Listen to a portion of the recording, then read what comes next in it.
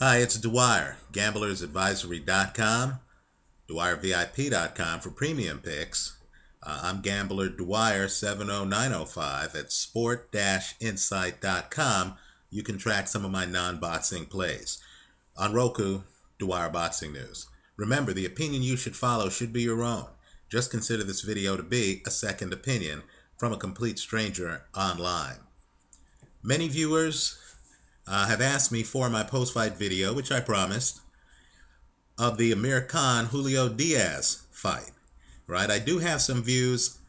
My takeaway agrees with a lot of what's been said here online. That Amir Khan, when pressured, when put to the test, when under fire, seems to be reverting to some bad habits. Right? Some of the problems that old Amir Khan had with Freddie Roach, new Amir Khan has with Virgil Hunter. But just in my notes to myself, I also had a different takeaway concerning what happened in the fight. The kind of opponent who would give Amir Khan problems. First, let me say this. Understand that Virgil Hunter was only one of the superstar trainers in this fight.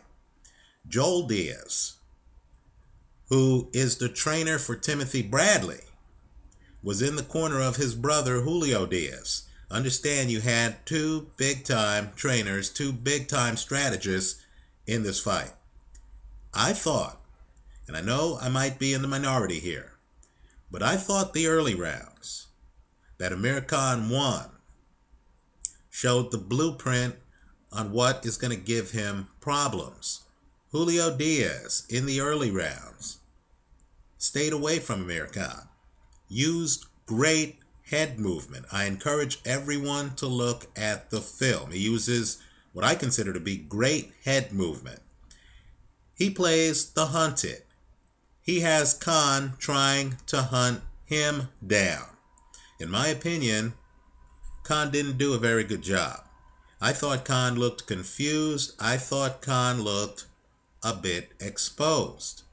Right? Khan seemed to me to have a problem trying to find Julio Diaz in the early rounds of the fight. Incredibly, and I know it's counterintuitive here, it's when Diaz knocks Khan down. In other words, Diaz, when he's on his back foot, is actually able to land some power shots. It's when Diaz knocks Khan down that the dynamic of the fight changes. Now, I know that Diaz then becomes the hunter. Khan becomes the hunted. Khan ends up on his back foot. And I understand that that's when Diaz starts winning rounds. But what that told me is that a fighter who can fight while on his back foot, who has defense, right? And understand, these are some of the fighters at 147 pounds and 154, right? The two guys fighting tomorrow night, Robert Guerrero, Floyd Mayweather. These are some of the guys who presumably Amir Khan would want to fight, right? Guys who can operate defensively on their back foot, who have hand speed, because Khan is fast, right? And you don't want Khan having time to think. I believe would give Khan all kinds of trouble, right? Khan under Freddie Roach was an ambush fighter. He was too far away. Then he came up close, threw a flurry.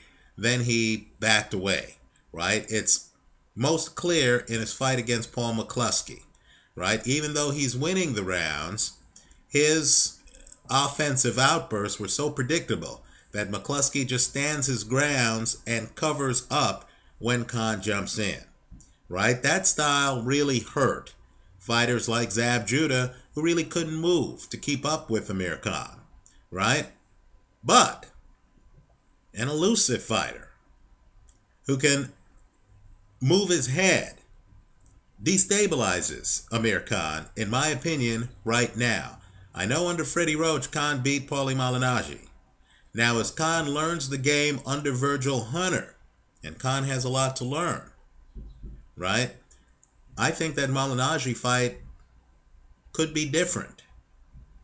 Because this Amir Khan, who tries to stay in the pocket a lot more, in my opinion, now has a problem with trying to dole out sustained pressure, right? The early rounds that Khan's winning, to me, are actually the most troubling rounds of the fight. Let me say this too.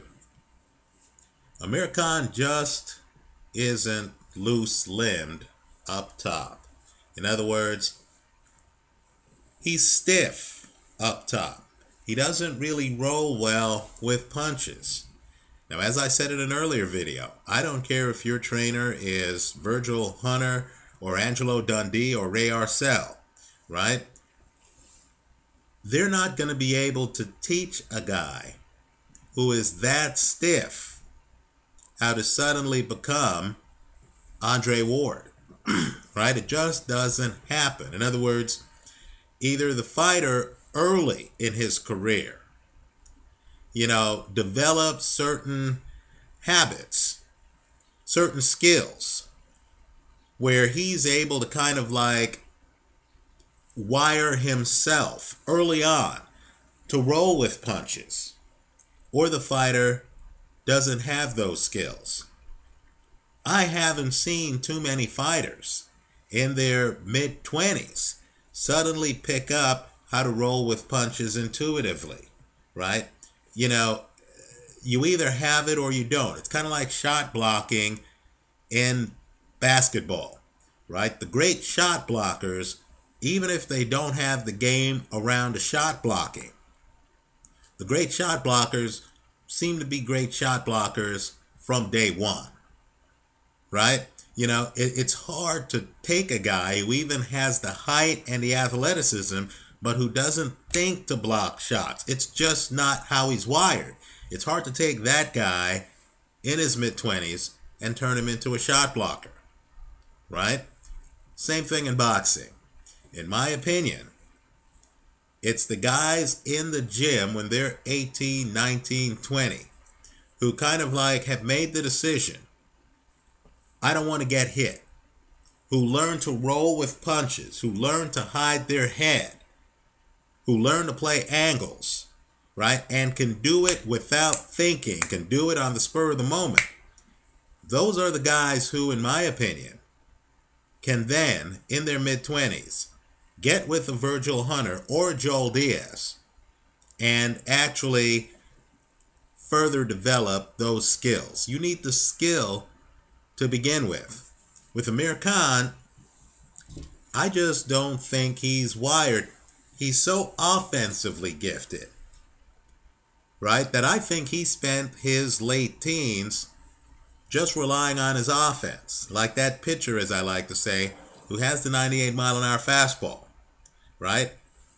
I question whether right now Amir Khan, even with Andre Ward's trainer, can rewire his nervous system to be like Andre Ward up top, right? Let me say too that it hurts him because since he doesn't roll with punches, he gets hit flush, right? His chin is a concern. The knockdown seemed to be tangled feet to me. But what wasn't tangled feet was Amir Khan getting hurt later in the fight and being on his horse, right? That's a guy who, quite frankly, might have chin issues. Understand what causes chin issues.